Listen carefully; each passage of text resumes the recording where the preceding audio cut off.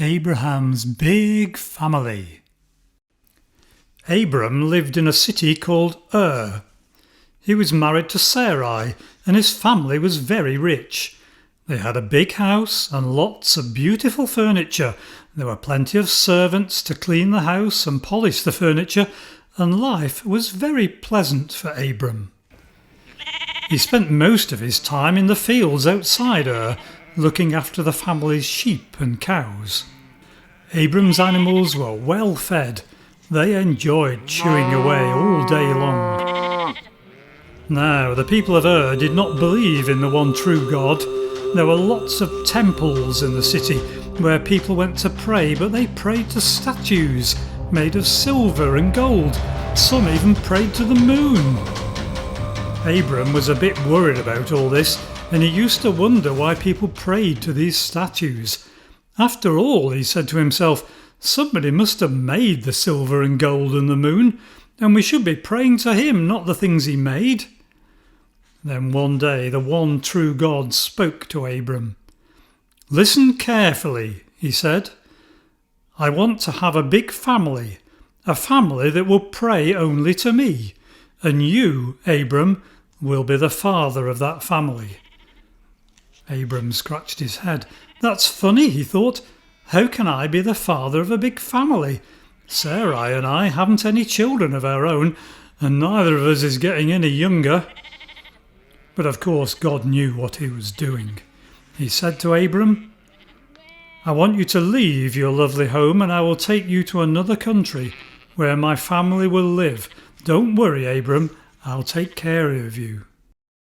That's a tall order, Abram thought to himself, but if God wants me to leave my home, my city and my friends, I'll do as he says. Abram trusted in God. The next day Abram told Sarai about God's plan for them, and they began to get ready for the journey. They knew that they would be travelling a long, long way, so they took as little as possible. Then, with their relatives and all the animals, they set off, trusting themselves to God. His family often grumbled about all the walking they had to do, but Abram never even thought of giving up. When they stopped, he built an altar and prayed to God. At last they arrived in the land God had chosen for his own family. It was called Canaan. This land will be for all your children, God said to Abram. But, would you believe, 10 whole years passed, and still Abram and Sarai did not have a baby. God saw that they were getting worried, so he said to them, Don't worry. If you continue to be good and follow my ways, I shall keep my promise. But first of all, I'm going to change your names. From now on, you, Abram, will be called Abraham, and you, Sarai, will be Sarah. Another 14 years passed, and one day Abraham was sitting outside his tent when 3 strangers came towards him. Jumping up to greet them, he said, Welcome! Please stay and rest. We'll get something to eat and drink.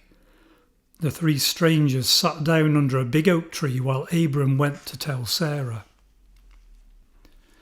He was soon back with some bread and goat's milk for his visitors.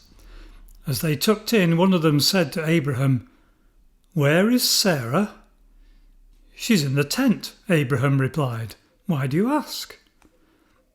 I shall visit you again next year, the stranger replied, and believe me, your wife will have had a baby by then. Sarah was listening to all this. We're too old to have a baby. But Abraham did not laugh. Something inside him told him that the man who was speaking was no ordinary stranger. In fact, this was the Lord himself, and every word he spoke turned out to be true. So, can you guess what Sarah discovered soon after? Yes, she really was going to have a baby. She and Abraham were so happy. Sure enough, the baby was a boy. They called him Isaac. God had kept his promise to Abraham and Sarah because they believed in him and had lived as he wanted them to live. God blessed Abraham and Sarah in every way. They lived to a very old age in God's service, knowing that God would keep his promise to make Abraham the father of a great big family who would all pray to the one true God. This story can be found in the book of Genesis, chapters 12 to 25.